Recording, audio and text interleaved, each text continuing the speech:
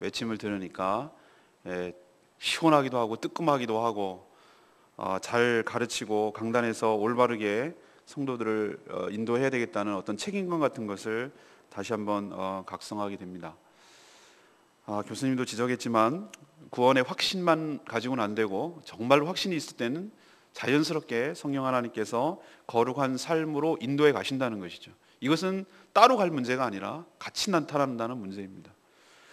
은혜로 또 성령으로 통하여 구원을 받았다면 성화 역시 은혜로 또 구원을 통하여 또 성령을 통하여 이루어져 간다는 것이 바로 구원의 핵심 교리라는 것이죠. 이것에서 벗어나고 잘못되게 가르친 것에 대해서 일침을 가하고 얘기하는 것에 우리도 귀 기울여야 할 것입니다.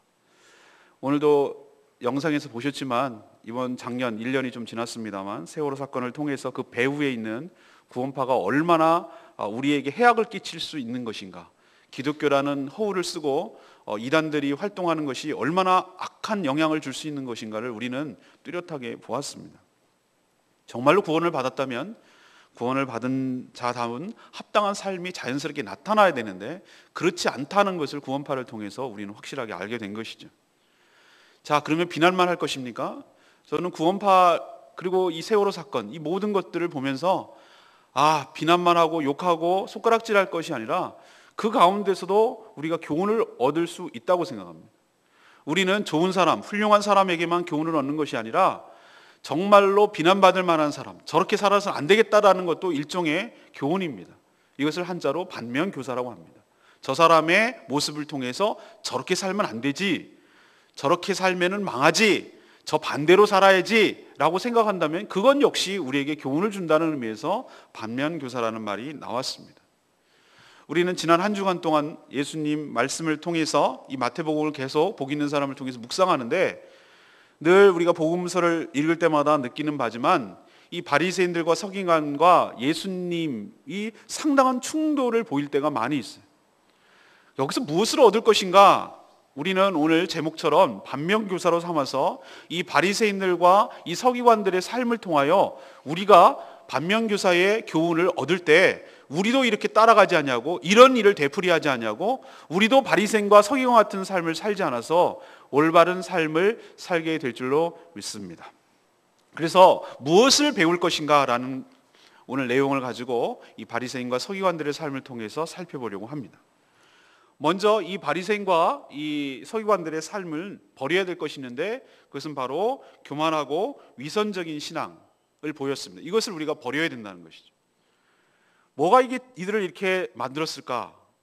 저는 이 말씀을 준비하고 묵상하면서 이 바리새인들을 다시 한번 이 문헌을 통해서 찾아봤어요. 네, 여러분, 바리새인들 처음부터 그러지 않았습니다. 이들의 첫 출발은 너무 좋았어요.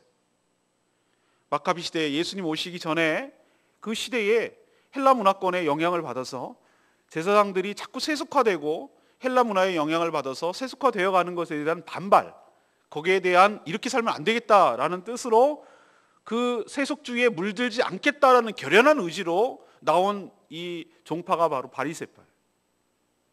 그래서 이들은 구별된 삶을 살겠다고 처음엔 출발을 했어요. 그래서 돈을 사랑하지 않냐고 거룩하고 말씀을 온전히 지키고 이렇게 살아야 되겠다는 처음의 의도는 굉장히 좋았어요. 그러나 초심을 잃어버렸어요. 그래서 처음에 이 구별된 삶에서 출발을 했지만 점점 분리된 삶으로 살았다 이 말입니다. 여러분, 말장난 같지만 이 구별과 분리는 비슷한 것 같지만 완전히 질적으로 달라요. 분리는 완전히 따로 노는 겁니다. 따로 노는 거. 근데 구별은 같이 있는데 도드라지게 다른 것이에요. 분리주의자들은 뭡니까? 네 편, 내 편을 가릅니다. 편가르기를 하고 상대편에 대해서 정죄감을 주고 상대편을 비난하고 무시합니다. 이렇게 되면 이거는 구별이 아니라 분리인 것이죠. 그러면은 구별은 뭐냐? 같이 삽니다. 그러나 그 사람들을 정죄하지 않습니다. 그냥 뭐라고 하지 않습니다. 그러나 자기의 삶을 온전히 살아감으로 인해서 선한 영향력을 주변에 끼치는 삶을 살아갑니다. 성경 어디에 봐도 구분하지 않아 그렇게 살라고 하지 않았어요. 구별된 삶을 살라고 하셨어요. 근데 바리새인들은 처음에는 구별로 시작했지만 나중에 분리로 사는, 그래서 초심을 잃어버린, 처음에 왜 그렇게 자신들이 살아야 되겠다는 생각을 잊어버리고 그 규칙에 매몰돼 버리고 그것을 통해서 의로움을 얻으려는 쪽으로 빠졌기 때문에 예수님께 그렇게 비난과 책망을 받게 된 것이죠. 우리도 첫사랑을 잃어버리고 처음 초심을 잃어버린다면 얼마든지 그럴 수 있다라는 가능성을 갖고 있다는 거 명심하시고, 이 바리새인과 서기관을 통해서 우리가 반면교사로 삼기를 원합니다. 또 얘기는 뭐냐면, 이들이 큰 문제가 뭐냐면 직분을 자기의 정체성으로 여겼다는 것이에요. 예수님이 이들을 뭐라고 그랬냐면은 23장 1절 나왔습니다. 2절에 보면 이들이 모세의 자리에 앉았으니 이런 표현을 쓰고 있어요. 이 모세의 자리에 앉았다라는 얘기는 뭐냐면은 율법을 맡아서 율법을 해석하고 율법을 전수하는 역할을 하는 자리다, 그런 뜻이에요. 근데 이게 가장 큰 문제가 뭐냐면은 너희들은 선생 되지 말라고 했는데, 특히 저 같은 목회자들, 말씀을 가르치는 자들, 말씀을 양육하고 가르치는 자들이 특히 조심해야 될 부분인데, 자기가 아는 것이 자기가 사는 것이라고 착각을 하는 거예요. 암과 삶은 달라요. 그래서 내 평생의 소원이 주님을 더욱 알아가기를 원한다는 것은, 그 알은 그냥 날러지, 어떤 지식을 안다는 것이 아니라 경험한다는 것이고 체험한다는 것이고 그렇게 산다는 것을 의미하는 것인데, 이 바리새인들은 아는 것과 사는 것을 분리시켜 버렸어요. 그래서 내가 그 직분에 있으면은 내가 마치 그렇게 사는 것처럼 착각을 했다, 이 말입니다. 이들의 문제는 여기서 시작됐어요. 여러분 기억하십시다.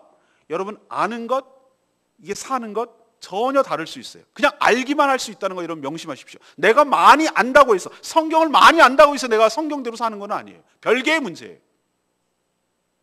여러분 아는 만큼 살아가는 여러분 되시기를 바랍니다. 그래야 바리새인의 우를 범하지 않을 수 있습니다. 많이 아는 거 중요하지 않습니다. 아는 만큼 적용하고 아는 만큼 살아가는 것이 훨씬 더 중요한 문제예요.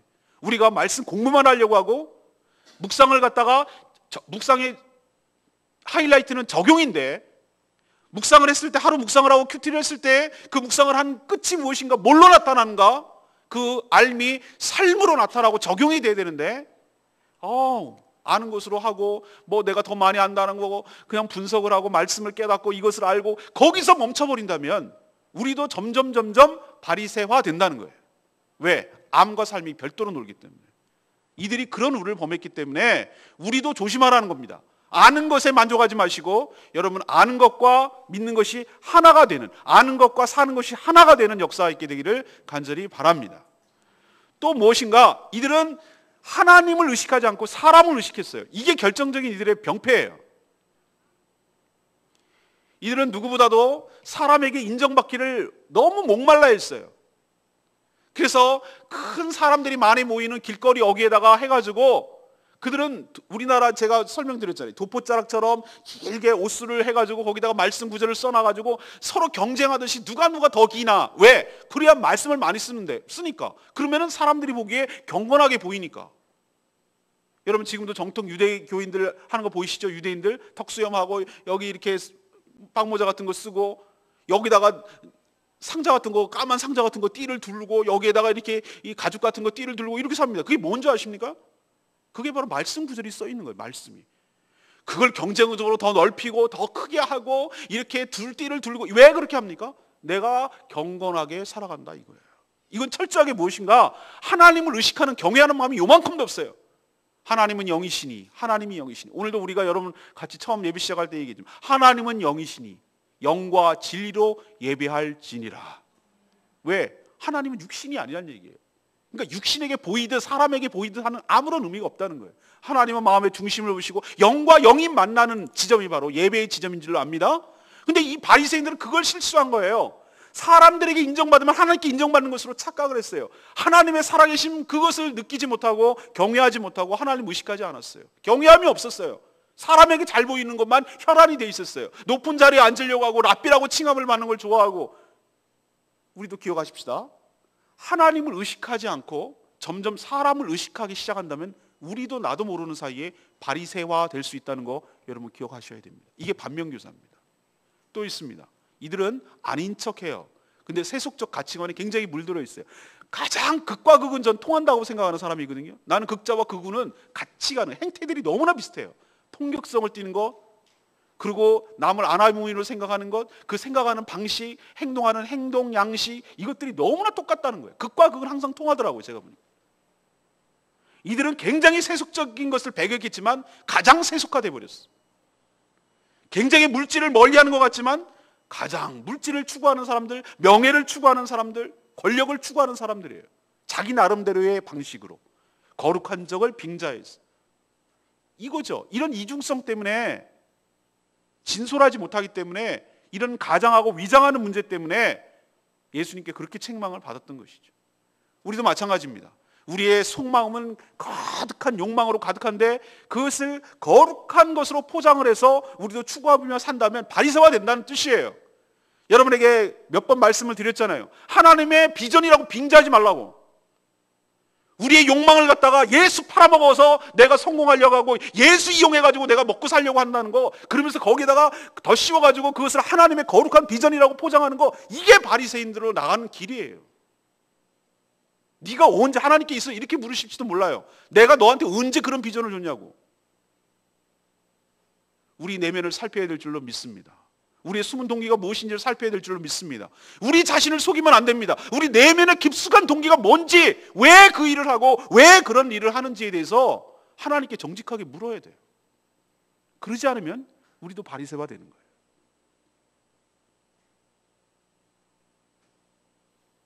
오늘 예수님이 이 말씀을 하시면서 뭐라고 하냐면, 너희들 7절에 8절에 나와 있어요. 너희들 랍비라고 칭함받지 마라. 너네 그런 자격도 없고, 진짜 랍비는 따로 있어. 주 예수 그리스도께서 진정한 선생이고 랍비인 줄로 믿습니다. 누가 누구에게 가르칩니까? 우리가 진정으로 배워야 될 부분은 오직 예수 그리스도 생명의 말씀이 우리가 배워야 될 것이고, 그분에게 유일하게 배워야 될 부분이 예수 그리스도신 줄로 믿습니다. 9절에 있는 말씀대로 땅에 있는 자를 아버지라고 하지 마라. 사람 높이지 마라. 사람 영웅 만들지 마라. 거기서 거기란 얘기예요. 우리는 다 하나님 아버지 밑에서 있는 형제 자매일 뿐인 줄로 믿습니다. 하나님께 존경하고 하나님만 높여야지 누구 사람 높이지 말아요. 사람 믿고 사람 의지하다가 뻥뻥 넘어진 사람 얼마나 많은지 몰라요. 우리는 모두 하나 같은 죄인인 것 여러분 고백해야 될 줄로 믿습니다. 그리고 또 뭐라고 그러셨습니까? 너희들 지도자라고 칭함받지 마라. 지도자는 누구밖에 없다? 예수 그리스도밖에 없다. 너희들 지도자 되는 거 조심해라. 너 위에 있는 지도자가 누군 건 아니? 바로 예수 그리스도가 너희의 진정한 지도자야. 그러니 너희들 교만하고 함부로 하지 마라. 대신 11절에 있는 말씀대로 너희 중에 큰 자는 너희를 섬겨야 되는 것이다. 니네가 진정 크기를 원하느냐? 그러면 너희 중에서 섬기는 자가 바로 큰 자이다. 자기를 높이는 자는 낮아질 것이고 누구든지 자기를 높이는 자는 낮아지는 자는 높아지리라. 이것이 바리새화되는 사람들에게 주는 예수님의 첫 번째 처방이에요. 우리가 바리새화 되지 않으려면, 다시 말해서 제가 말씀드린 대로 초심을 잃고 직분을 정체성으로 알고 하나님보다 사람을 더 의식하고 세속적 욕망을 가리면서 세속적 욕망을 추구하는 것, 이거 버리지 않으려면 딴 방법밖에 없어요. 예수님의 교훈을 받아야 되는데, 그것은 뭐냐? 너희들 가운데 섬기는 자가, 너희들 가운데 낮춰서 섬길 때 바로 이런 병폐를 맞게 될 줄로 믿습니다. 저는 내려올 때 목사님들이 축복해 주시는 가정교회 제가 할 때 그 모임에서 얘기를 해 주셨어요. 이 목사님 가면은 두 가지가 목사님을 굉장히 힘들게 할 겁니다. 그랬어요. 하나는 조급증입니다. 조급함. 빨리 성공해야 될 텐데, 빨리 그 규모를 키워야 될 텐데, 그래서 후원 받는 거 이제 끝나고 자립해서 남 도와줘야 될 때 이런 조급함이 생기는 순간 목사님은 떨어질 겁니다. 선배 목사님이 얘기해 주셨어요. 그리고 또 하나가 조심해야 되는데, 남하고 비교하지 마세요. 비교하는 순간 떨어질 겁니다. 이런 얘기를 하는데 제가 얼마나 많은 그 감동을 받았는지 몰라요. 명심하고 있어요. 그리고 붓글씨로 섬김이라고 저희 집에서 써놨어요. 섬김 이렇게 써놨어요. 목회가 추락하지 않으려면, 인생이 추락하지 않으려면 딱 한 가지밖에 없어요. 저만 해당되는 거 아니고 여러분도 해당됩니다. 이렇게 바리새화 될 수 있는 가능성이 우리는 충분히 아주 다분한데, 이것을 막을 수 있는 예수님의 놀라운 비결과 처방이 하나 있는데, 자신을 겸손하게 낮추고 섬기는 자의 자리에 있을 때 이런 우를 범하지 않게 될 줄로 믿습니다. 그러나 섬김을 받으려고 하고 군림하려고 하고 하는 순간 더 높아지려고 하는 순간 우리는 바리새화 된다는 거예요. 그러니 이렇게 되지 않으려는 딱 한 가지 방법, 다른 방법 없어요. 다른 방법이 없어요. 예수님이 그렇게 하셨어요. 그래도 우리도 그렇게 따라가야 되는데 딴 방법 없어요. 자기 스스로를 겸손하게 낮추고 섬기는 자의 자리에 있고 실제로 섬기게 될 때 이런 바리새화 되는 것을 미연에 방지하고 우리가 바리새화 되지 않게 될 줄로 믿습니다. 이것이 바로 첫 번째 우리에게 주시는 반면교사예요. 두 번째는 뭐냐? 이 바리새인과 서기관들이 뭘 잘못했느냐? 겉만 잘 보이려는 외식적인 신앙생활을 했어요. 이게 우리가 버려야 될 교훈이에요. 그럼 뭐가 외식적인 삶이냐? 이들은 말만 하고 행하지 않아요. 말만 해요. 말만. 그리고 실제로 그렇게 살지 않아요. 그런데 더 문제는 자기만 그렇게 하는 게 아니라 남을 갖다가 그 말한 것으로 얽어매가지고 그것을 지키게 하고 그것을 율법화하고 그것을 규칙화시켜가지고 이것을 더 옥죄이게 하고 더 힘들게 하고 더 자유가 없게 하고 그 사람을 갖다가 율법의 노예로 만들어버려요. 지는 그렇게 안 해요. 그리고 자유롭게 살아요. 이게 하나님 예수 그리스도가 격분하게 된 이유예요. 여러분에게 말씀드립니다. 예수께서 십자가에 달리신 이유가 무엇입니까? 자유입니다. 무엇으로부터 자유입니까? 율법으로부터 자유, 사단으로부터 자유, 죄로부터 자유, 죽음으로부터 자유, 그것을 주시려고 자기 목숨을 버려서까지 여러분에게 해방시켜 주신 줄로 믿습니다. 그런데 그렇게 값비싸게 얻은 자유를 또 다른 율법으로, 규칙으로 그것을 성도들을 얽매이게 하고 목조른다면 그것은 우리가 바리새인 됐다는 얘기예요. 사랑하는 여러분, 명심하십시오. 저도 이것을 굉장히 조심하려고 하는데 성도들의 삶을 옥조이게 하고 목매이게 하고 그래서 압박을 하고 그래서 갖다가 규칙화시켜서 안 하면 정죄해버리고 이런 식으로 간다면 이것은 예수님의 교훈에 정면으로 배치하는 것이고 그것이 바로 바리새화 됐다는 뜻이에요. 제가 여러분에게 무엇을 얘기하려고 할 때, 여러분에게 할 때 이것은 하나님 앞에 제가 두렵고 떨리는 마음으로 고백하는 얘기예요. 제가 하지 않는 거, 제가 먼저 행하고 있지 않은 거, 제가 그렇게 살고 있지 않은 것은 가르치는 것은 이건 위선이에요. 이게 위선이에요. 그게 외식이에요. 여러분 기도합시다 했는데 저는 기도 안 해. 그러면 그게 외식이라고. 여러분 헌금합시다 그런데 헌금은 내가 안 해. 그게 외식이라고. 여러분 전도합시다 근데 저는 안 해. 그게 외식이라고. 제가 이렇게 살까 정말 두려워요. 근데 저는 그렇게 살 가능성이 굉장히 높은 사람이거든요. 왜? 늘 지도자로 있기 때문에 말은 해야 되겠고 가르쳐야 되는데 성도들에게 이렇게 얘기를 하는데 제가 굉장히 괴로워하는 것은 뭐예요? 그거예요. 내가 그렇게 살지 못하는데 이것을 얘기해야 될 때 제 심정이 얼마나 힘든지 몰라요. 왜? 제가 바리새가 될까 봐. 바리새인처럼 놀까 봐. 근데 저만 그런 것이 아니라 여러분도 해당됩니다. 여러분도 신앙의 연조가 쌓이고 점점 오래 가면은 이렇게 되기가 쉬워요. 뭐냐면은 말만 해, 말만. 그렇게 살진 않아. 알기는 너무 기가 막히게 잘 알아요. 그런데 그렇게 살진 않아. 그렇게 되면 바리새인 된다는 뜻이에요. 사랑하는 여러분, 말에 대해서 책임을 지십시다. 그리고 말한 대로 살아간 여러분 되시기를 바랍니다. 제가 예를 하나 들어줬잖아요. 우리는 언제부터인가 기도할 게 이게 인사치레가 돼버렸어요. 기도할 게 이렇게 말하는 것이 그냥 우리가 오다 가다 만나면 세상에서 말하는 거 밥 한번 먹자 이거랑 비슷한 것 같아요. 믿는 자들끼리 얘기하는 게. 어느 순간부터 제가 기도하는데 그게 너무 마음에 걸리는 거예요. 그게. 이 죄책감이 드는 거예요. 기도할게 그리고 기도 안 하는 내 모습은 뭐냐 이거. 이거는 말 따로 삶 따로 살아가는 거잖아요. 그래서 제가 회개했어요. 하나님 앞에. 하나님 제가 이렇게 말만 그리고 할 거면 진짜 하고 기도하지 못할 것 같으면 얘기하지 말고 그렇게 되는데 안 되겠다 이거. 그렇게 제가 회개하고 나서 이렇게 어느 날 전화를 통화를 하는데 저분이 내가 기도를 해야 되는 상황이 보니까 그래서 내가 끝에 그랬어요. 내가 기도할게요 라고 말을 했는데 딱 끊고 나니까 그 말이 떠오른 거예요.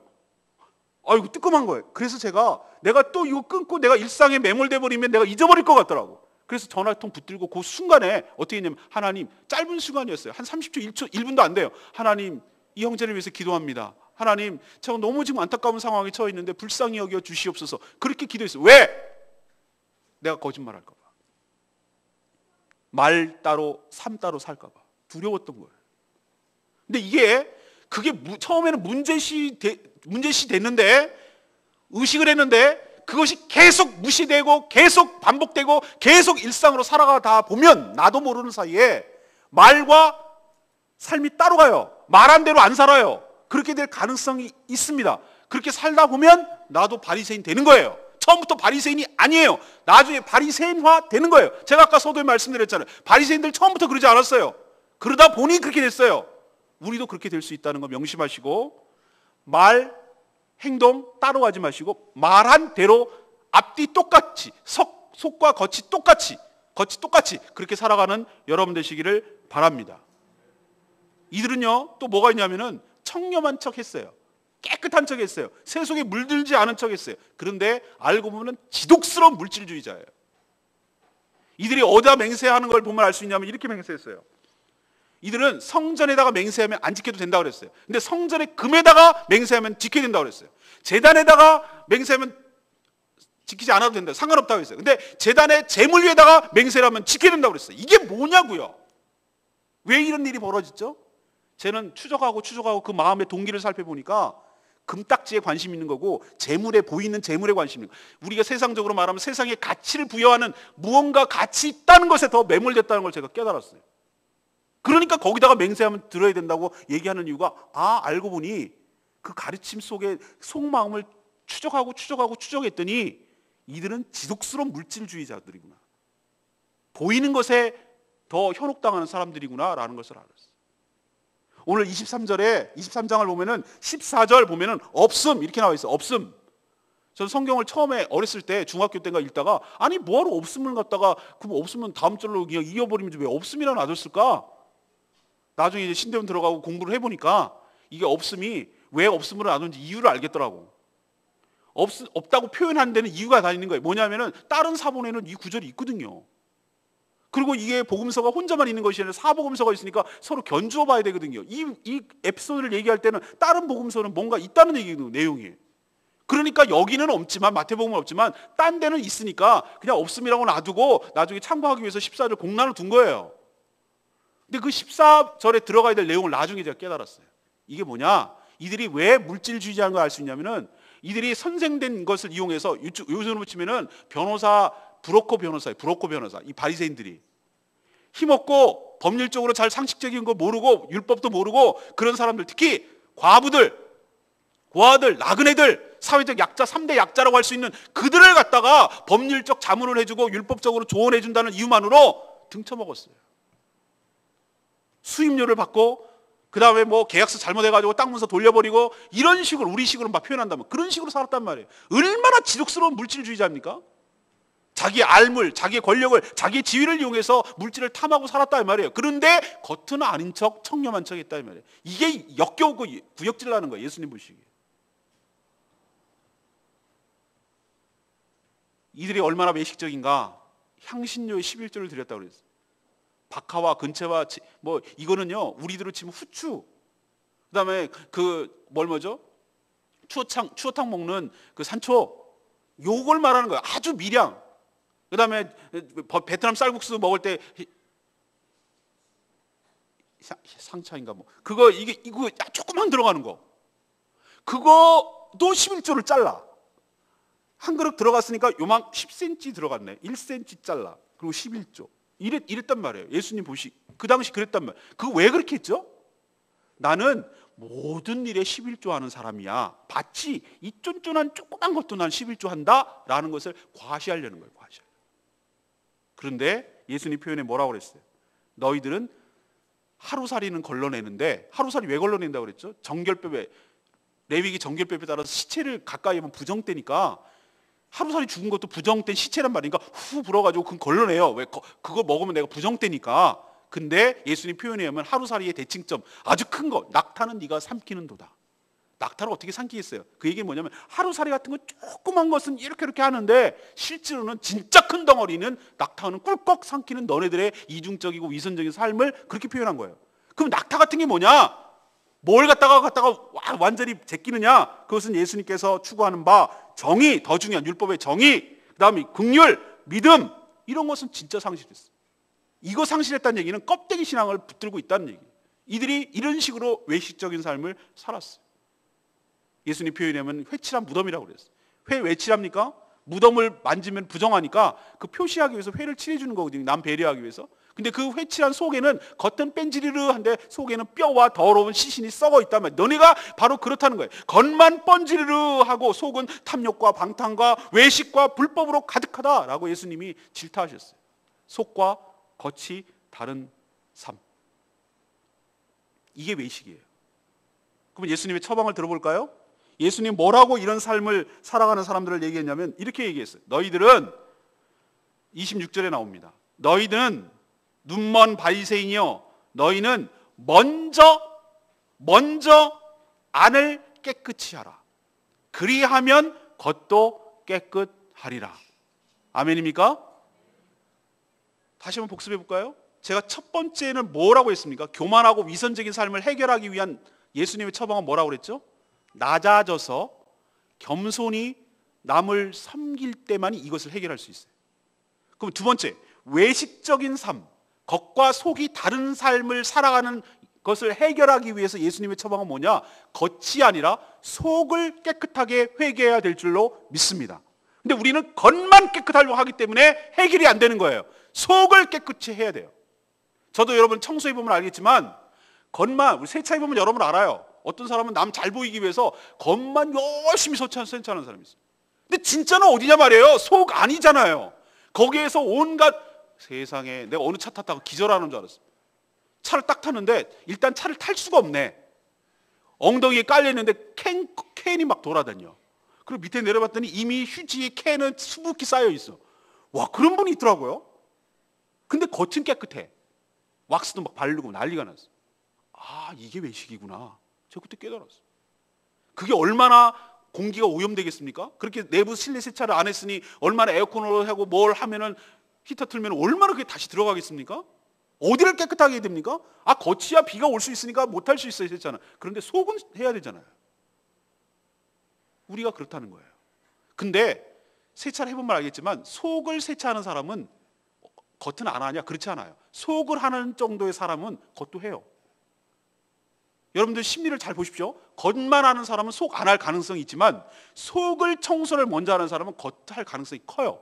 예수님의 처방이 그걸 알고 제가 깨달았어요. 아, 맞다. 겉이 우리가 깨끗한 척 해서는 안 되고 우리의 속마음을 드러내고 우리의 실체를 드러내고 성령의 불로 태우고 예수 그리스도에 몰려 회개하고 우리의 죄를 자복하고 통회하고 하나님께 용서를 구할 때만이 우리가 속도 겉도 깨끗한 삶을 살게 되고 이런 이중적이고 외식적 삶을 걷어치우게 될 줄로 믿습니다. 이게 두 번째 처방이에요. 그럼 세 번째, 호의를 거절하는 완고한 신앙생활을 버려야 된다고. 이게 반면교사 세 번째예요. 이들은 자기들이 조상들이 죽인 선지자, 의인들을 갖다가 그 의인들과 선지자의 무덤을 치장해요. 비석까지 세워요. 훌륭하죠. 자기 조상들이 죽인 사람들, 예를 들면 뭐 무슨 선지자, 무슨 선지자, 무슨 선지자 그래놓고 한다는 말이 우리가 그 당시에 살았으면 그 선지자나 의인들을 죽이지 않았을 거라고 얘기하는 거예요. 예수님이 뭐라고 그런지 아세요? 이 독사의 새끼들아 이렇게 말하면서 니네가 스스로 자인하는 도다. 뭘? 니네가 선지자를 죽이고 의인을 죽인 후손인 것을 자인하는 도다. 너희 분량을 채워라 이렇게 얘기하세요. 이게 뭐냐면 너희는 다를 줄 아냐? 너희들 똑같아. 하나님의 종들을 배척하고 죽이고 거절하고 그게 너네들의 역사야. 이스라엘 역사가 무엇이냐? 하나님의 끝없는 사랑과 이스라엘 백성들의 끝없는 배척과 대항이 너희들의 역사야 라는 것을 예수님이 그렇게 표현한 거예요.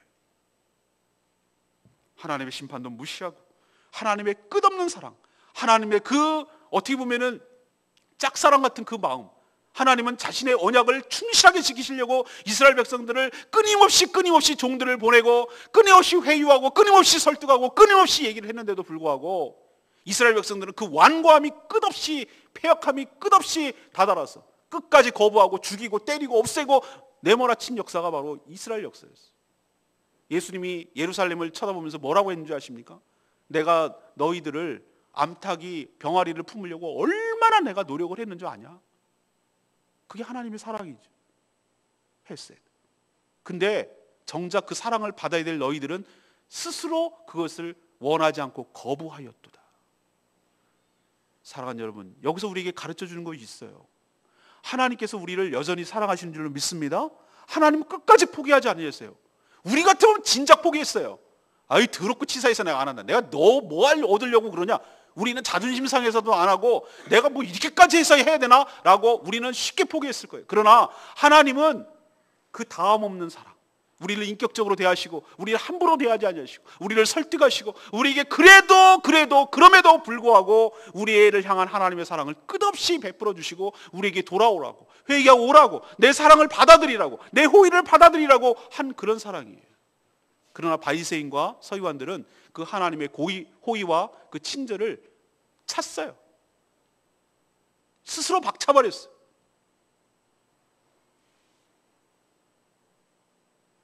그 끝은 무엇입니까? 너희들의 성이, 너희들의 내 성전이 아니고 너희들의 집이 황폐화되리라. 사랑하는 여러분, 공의와 사랑을 이야기할 때 하나님 두 가지 속성인데, 사랑은 무엇이 전제될 때 그것이 사랑이고 긍휼과, 왜냐하면 공의가 전제될 때 그것이 사랑이고 긍휼이고 그것이 의미가 있는 것이.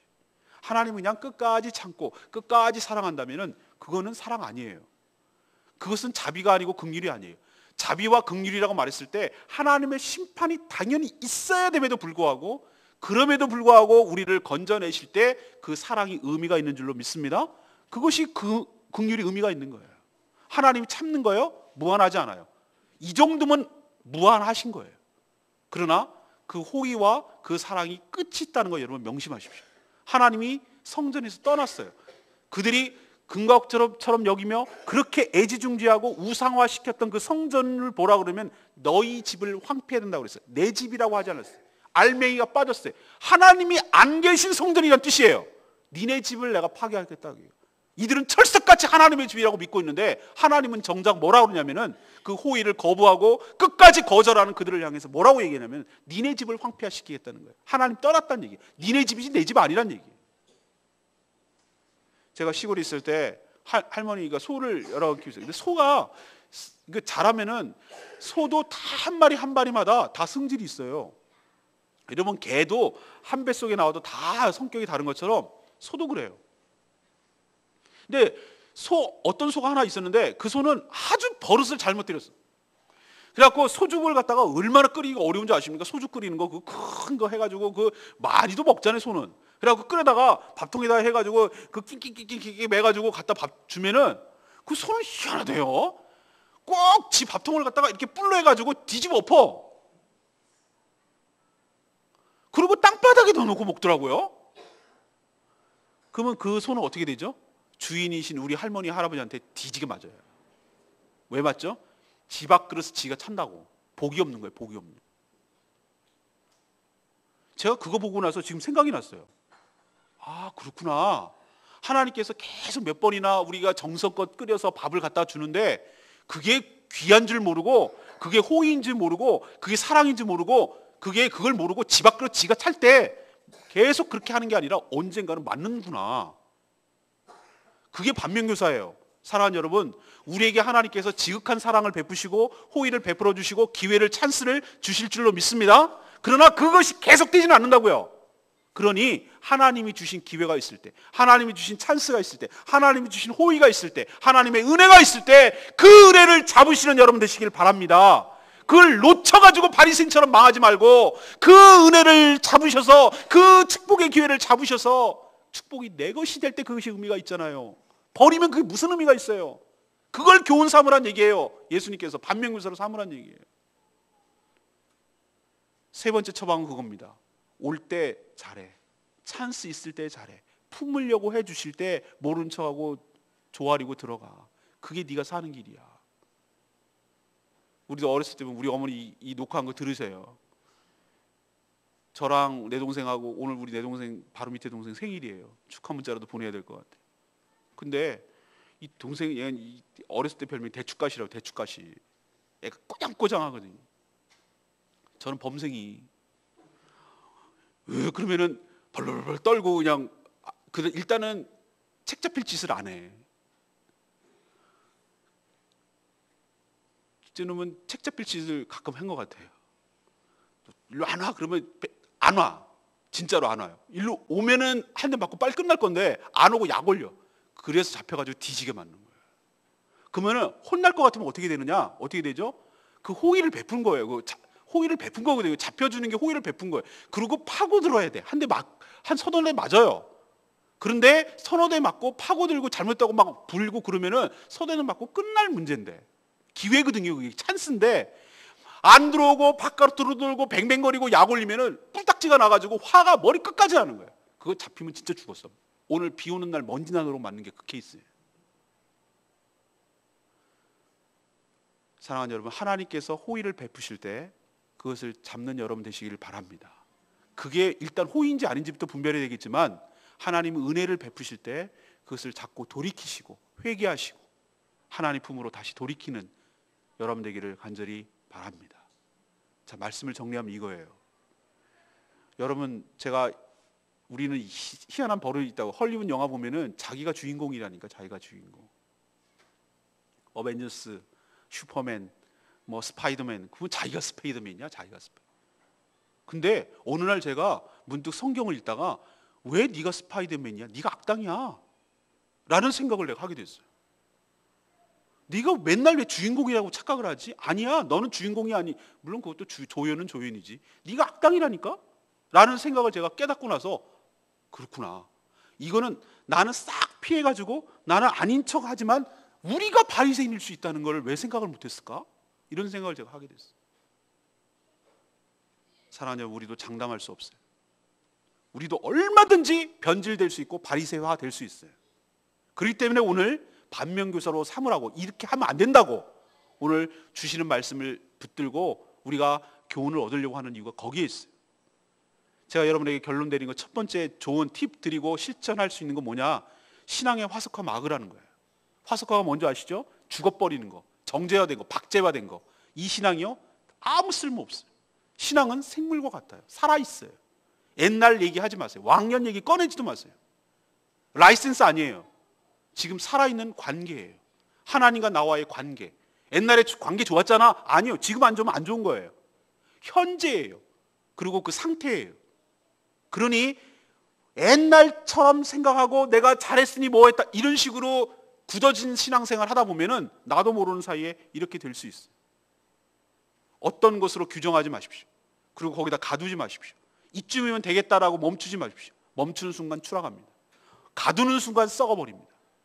늘 생물처럼 살아있는 것을 가꾸듯이, 식물을 가꾸듯이, 애완동물을 가꾸듯이 나의 신앙을 늘 살펴야 되고 늘 성찰해야 되고, 말씀과 성령으로 나의 모습을 늘 정직하게 솔직하게 그것을 살펴보고 보여주고 비춰보지 않으면 우리도 이런 식으로 딱딱하게 굳어가는 화석화된 박제화된 신앙, 다시 말해서 바리새인 같은 신앙으로 변질될 수 있다는 거 여러분 명심하시기를 바랍니다. 제발 왕년 얘기하지 마세요. 과거 얘기하지 마세요. 모태 신앙이 어떻고 3대 신앙이 어떻고 그딴 얘기 하지 마세요. 내가 직분이 뭐란 얘기도 하지 마세요. 그딴 거 아무 소용없어요. 바리새인들요, 아주 똑똑한 사람이고 처음에 목적은 좋았어요. 제가 말했잖아요. 초심을 잃어버렸다고, 썩었다고, 변질됐다고. 우리요, 칼빈 후예이고 아주 보수적이고 경건한 고신교단이고 그딴 얘기 하지도 마세요. 그것이 우리의 신앙을 보장하는 거 아니에요. 우리도 말씀으로 비춰보지 못하고 성령으로 우리의 삶을 살피지 않는 작업을 게을리한다면, 옛날 운운하고 전통 운운하고 살아간다면 얼마든지 바리새화 될 수 있어요. 그것을 경고로 삼으시고 말씀과 성령으로 우리 늘 자신을 살피는 저와 여러분 되기를 소망합니다. 두 번째 얘기는 뭐냐면은 말 따로 삶 따로 버리셔야 됩니다. 언행일치, 신행일치. 믿는 바대로 살아가고 말한 대로 살아가야 돼요. 그걸 책임을 지는 삶을 살아야 돼요. 아는 것 자체가 중요하지 않아요.